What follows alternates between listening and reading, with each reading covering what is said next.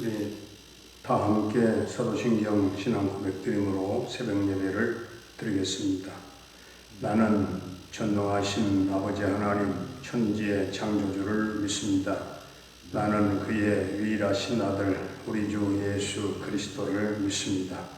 그는 성령으로 잉태되어 동정녀 마리아에게서 나시고 본디오 빌라도에게 고난을 받아 십자가에 못 박혀 죽으시고 장사된 지 사흘 만에 죽은 자 가운데서 다시 살아나셨으며 하늘에 오르시어 전능하신 아버지 하나님 우편에 앉아 계시다가 거기로부터 살아있는 자와 죽은 자를 심판하러 오십니다.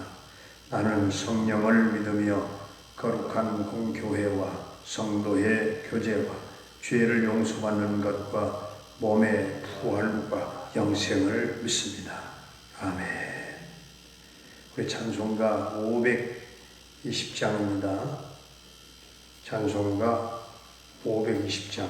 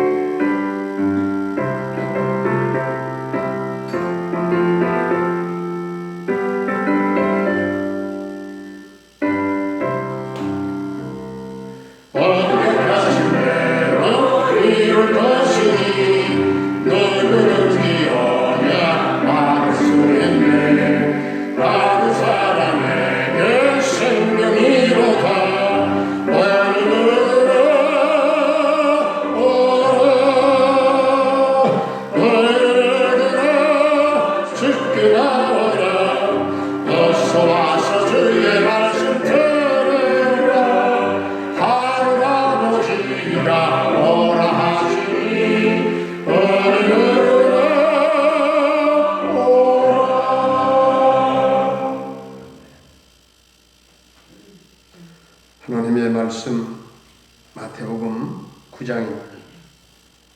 마태복음 9장. 예수께서 배에 오르사 건너가 본 동네에 이르시니 침상에 누운 중풍 병자를 사람들이 데리고 오거늘 예수께서 그들의 믿음을 보시고 중풍 병자에게 이르시되 작은 자야 안심하라 내 죄 사함을 받았느니라. 어떤 서기관들이 속으로 이르되 이 사람이 신성을 모독하도다.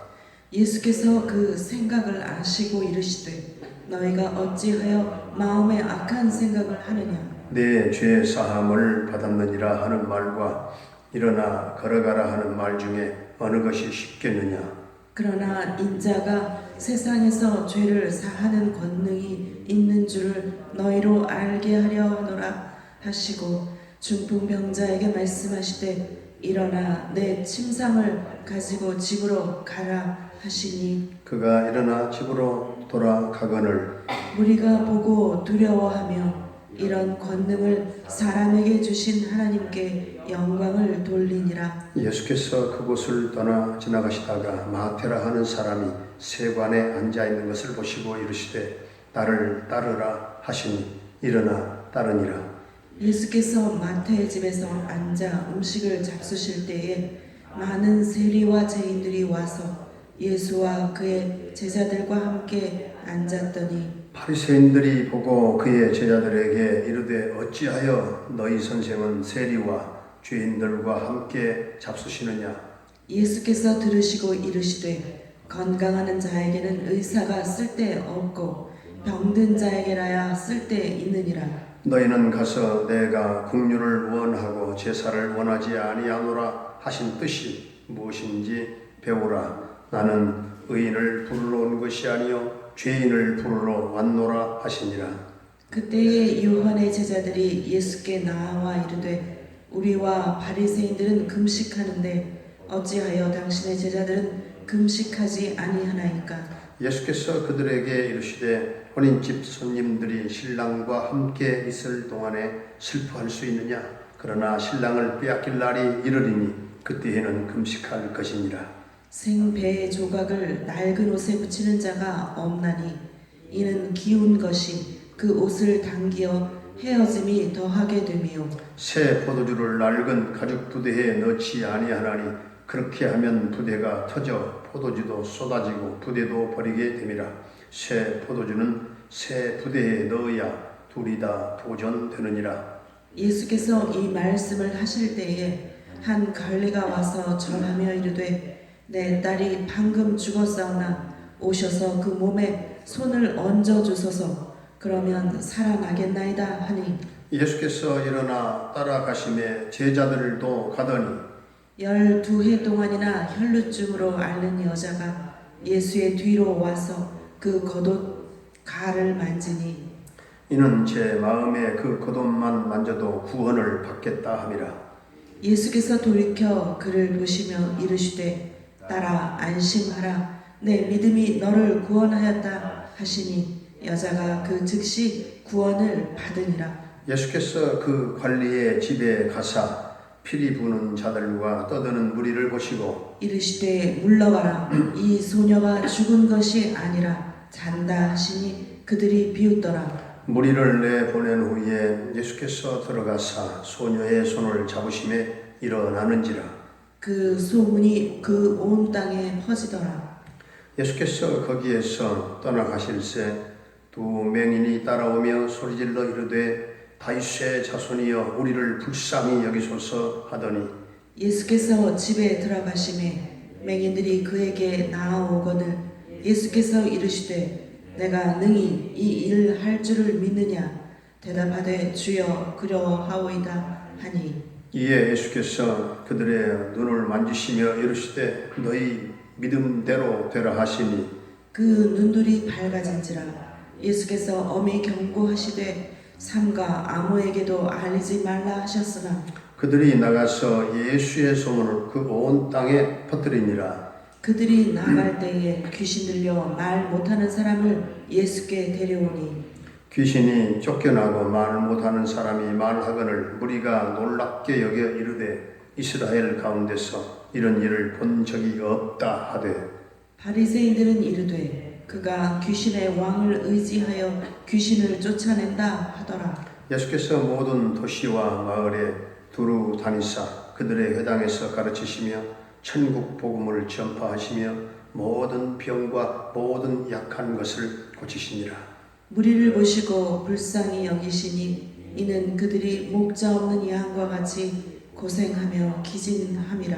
이에 제자들에게 이르시되 추수할 것은 많되 일꾼이 적으니 그러므로 추수하는 주인에게 청하여 추수할 일꾼들을 보내주소서 하라 하시니라. 아멘. 할렐루야. 살아계신 하나님, 오늘도 우리와 함께 하실 줄로 믿습니다. 오늘 어제 마태복음 8장에 이어서 오늘 9장에서도 예수님의 능력의 사역은 계속됩니다. 사람들이 예수님에게 중풍병자를 병상에 침상에 누인 채로 데려왔지요. 우리는 오늘 2절 말씀 중에 믿음을 보시고 이 말씀을 주목해야 합니다. 예수님은 믿음을 통해서 치유하십니다. 믿음이 없는 곳에는 결코 치유의 역사가 일어나지 않습니다. 하나님은 전지전능하신 분이시기 때문에 인간의 어떤 도움 없이도 얼마든지 기적을 행하실 수가 있으신 분이십니다. 그러나 반드시 인간의 믿음이라고 하는 도구를 사용해서 치유하십니다. 전지전능하신 하나님이시지만 영혼 구원의 일을 하실 때도 인간에게 맡겨서 전도하면 구원받고 전도하지 않으면 구원받지 못하도록 하신 것처럼 믿음이 있으면 역사하고 믿음이 없으면 역사하지 않으십니다. 오늘 9장에서 예수님이 하나님의 아들인 것을 시사하는 여러 가지를 발견할 수가 있는데요. 예수님은 죄를 용서하신다고 말씀하십니다. 율법학자들은 이 말을 듣고 굉장히 몹시 불쾌했어요. 그런데 예수님께서는 더 놀라운 말씀을 하시거든요. 자신이 죄를 용서하는 권세를 갖고 있다. 죄를 용서하는 권세보다 더 큰 능력은 없는 것입니다. 이것은 예수님이 곧 하나님이시다 하는 말씀이에요. 예수님이 곧 하나님이다. 예수님은 하나님의 아들이십니다. 예수님은 어떤 성인 중에 한 사람이 아니라 하나님의 아들이십니다. 우리는 불교를 믿는다고 그렇게 말하지 석가모니를 믿는다 그렇게 말하지 않습니다. 회교나 어떤 유교를 믿는다 그렇게 말하지 어떤 마호메트나 공자를 믿는다 그렇게 말하지 않아요. 그러나 기독교에서만큼은 예수님을 믿는다 이렇게 말씀합니다. 예수님은 어떤 특정 종교를 시작한 분이 아니라 하나님의 아들이기 때문에 신성을 가지신 예수님은 모든 것을 아시고 죄를 용서해 주실 수 있는 그런 권세를 갖고 계시기 때문에 오늘 중풍병자도 즉시 일으키시는 능력을 보여주셨습니다. 오늘 9절 이하에서 주님께서 마태를 부르셨는데 마태는 직업이 세리지요. 그런데 예수님의 부르심을 받고 제자가 되었고 이 마태는 변화되었습니다. 하나님만이 사람을 변화시키실 수 있습니다. 하나님이 개입되지 않으면 우리 인간은 평생 가도 그대로 변화받지 못합니다. 마태는 자신의 최선을 바쳐서 주님을 따랐습니다. 우리는 보통 베드로나 요한이 모든 것을 버리고 주님을 따른 것에 대해서는 잘 알고 있잖아요. 그러나 마태가 더 많은 것을 포기하고 따랐다고 하는 사실을 기억하지 못할 때는 많아요. 베드로와 요한은 어부였지요. 모든 것을 다 버리고 따랐다가도 자기 마음에 안 맞거나 좀 수가 틀렸다 하면 옛 직업으로 다시금 돌아가곤 했어요. 예수님께서 십자가에 처형 당하신 후에 사실은 그들은 전부 다 옛 직업으로 돌아가서 고기잡이를 하다가 부활하신 예수님을 만났던 것이죠. 그러나 마태는 그런 선택이 불가능했다. 직업상 세리직을 버리고서 예수님을 쫓다가 그 황금 자리라고 할 수 있는 세리직업을 되찾는 것은 다시금 찾아오는 것은 불가능했기 때문에 이러한 자리를 마태는 즐거운 마음으로 그 세리직을 포기했다고 말입니다. 그래서 다음에 나오겠습니다마는 이것을 축하하기 위해서 마태는 예수님이 제자로 불러주신 것이 너무너무 기뻐서 잔치를 배설했던 것입니다. 예수님이 제자와 더불어서 잔치에 참여하였는데 바리새파 사람들이 불평을 했어요. 세리는 경멸받는 직업이었고 또한 세리의 집은 부정하다. 그 집에 들어가면 안 된다. 제자들에게 불평을 말했던 것입니다. 이러한 바리새인들과 제자들을 향해서 주님은 건강한 사람에게 그 의사가 필요한 것이 아니고 병든 사람에게라야 의사가 필요하다. 이렇게 말씀하십니다. 그 당시에 사람들은 제사와 어떤 이 모든 희생 제물들을 열심히 드렸습니다. 그러나 예수님이 보실 때에 이 바리새인들이 하나님의 소원을 몰랐습니다. 한 병든 영혼을 사랑하시는 그 주님의 마음의 그 중심을 몰랐다고 말입니다.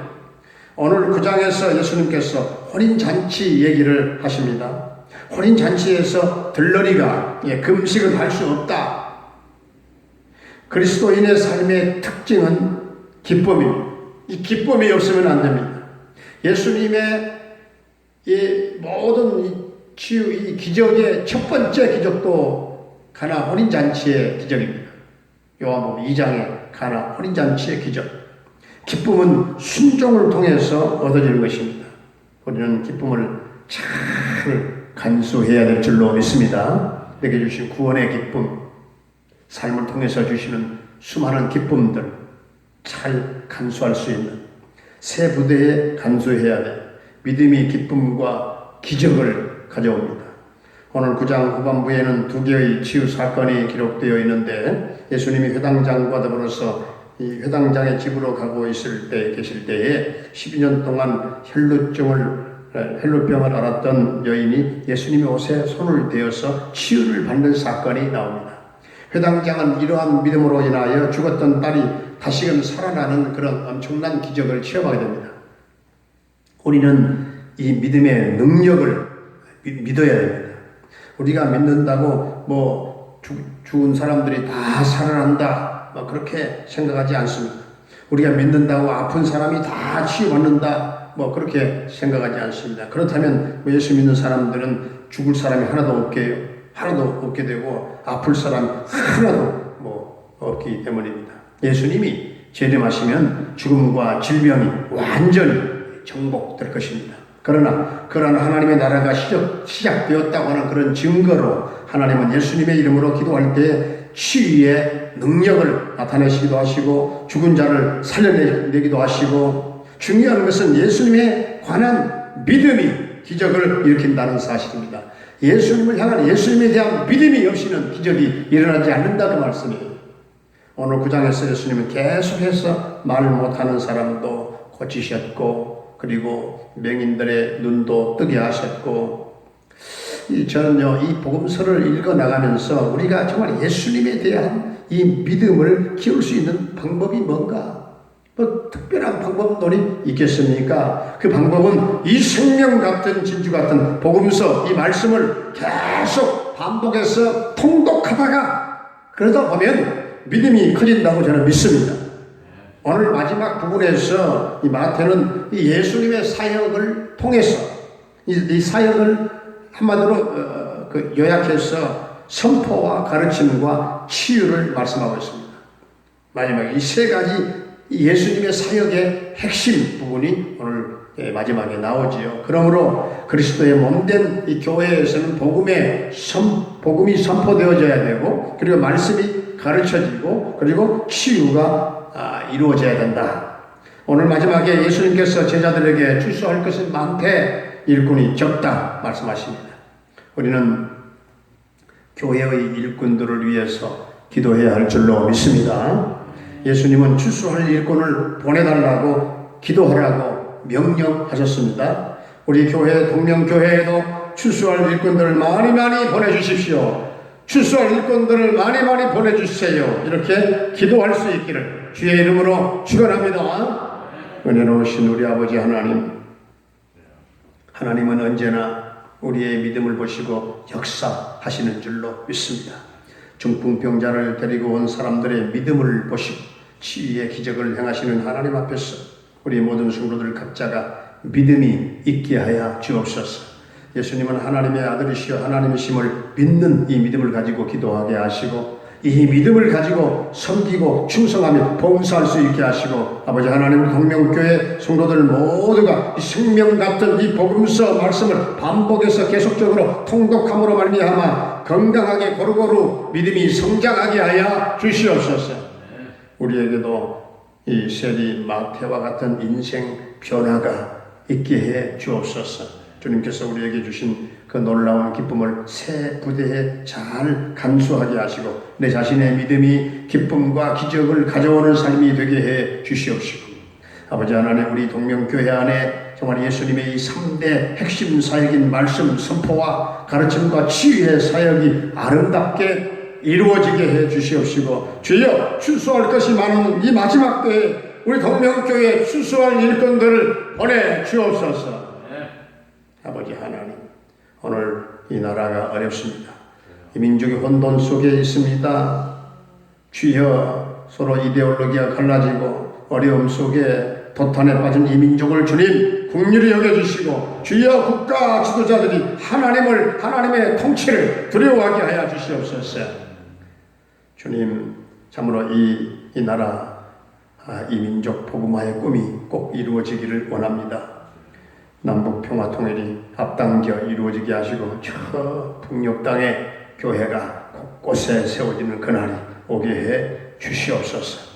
주님, 이 코로나19가 이제 부분적으로 해제되었다고 하나 계속해서 산발적으로 일어난 이 코로나가 잠재워지게 하시고 완전히 이 코로나19 종결을 완전 선언하는 때가 속히 돌아오게 하여 주시옵소서. 국가 경제가 회복되게 하여 주옵소서. 정치, 문화, 교육, 이 사회와 역사가 주님 회복되게 하여 주옵소서. 질병으로 말미암아 고통 겪고 있는 사랑하는 성도들을 주님 십자가 보혈을 발라주시고 정케하시고 깨끗게 하여 주옵소서. 강건함을 주여 회복되게 하여 주시옵소서. 우리 사랑하는 자녀들, 수험생들에게 지혜와 총명과 집중력을 더해주시고 적용 능력도 주셔서 저들이 또 마음도 평안하게 하시고 맑은 정신 주셔서 모두가 승리하는 한 해가 되게 하여 주시옵소서. 우리 사랑하는 노부모님들의 남은 일생을 주님 크게 축복해 주시옵시고 주님 늘 품에 안아주시고 위를 바라보며 소망 가운데 영적 기쁨을 가지고 구원의 감동과 감격과 충만함을 잃지 아니하고 오늘도 찬양하며 살게 하여 주시옵소서. 군생활하고 있는 영준이와 한결이의 생명을 지켜 보호해 주시고 저녁 때까지 두 아들을 책임져 주옵소서. 도와 주옵소서. 캐나다에 거주하고 있는 정창성 집사님의 가정을 형통케 하시고 대성을 이루게 하시며 주님 평강 승리의 소식이 전해지기를 원합니다. 선교의 사명을 감당하고 있는 김경미 목사님 부탁한 나라 교회와 또한 모든 선교사님들과 사역자들 위에 그 현장을 주님 성령으로 기름 부어주시고 충만하게 하여 주옵소서. 그 밟은 땅마다 하나님의 나라가 확장되는 역사들이 일어나게 하여 주시옵소서. 주여 성도들에게 취업의 문을 열어 주옵소서. 실업자가 없게 하여 주옵소서. 오늘도 성도들의 가정과 생업과 직장과 또한 모든 범사와 모든 사업장을 하나님 크게 축복해 주옵소서. 하늘의 천상과 지상의 복으로 하나님 풍성케 하여 주실 줄로 믿사옵고 예수님의 이름으로 감사하며 축복하며 기도하옵나이다. 아멘. 하늘에 계신 우리 아버지의 이름을 거룩하게 하시며 아버지의 나라가 오게 하시며 아버지의 뜻이 하늘에서와 같이 땅에서도 이루어지게 하소서. 오늘 우리에게 일용할 양식을 주시고 우리가 우리에게 잘못한 사람을 용서해 준 것 같이 우리 죄를 용서하여 주시고 우리를 시험에 빠지지 않게 하시고 악에서 구하소서. 나라와 권능과 영광이 영원히 아버지의 것입니다.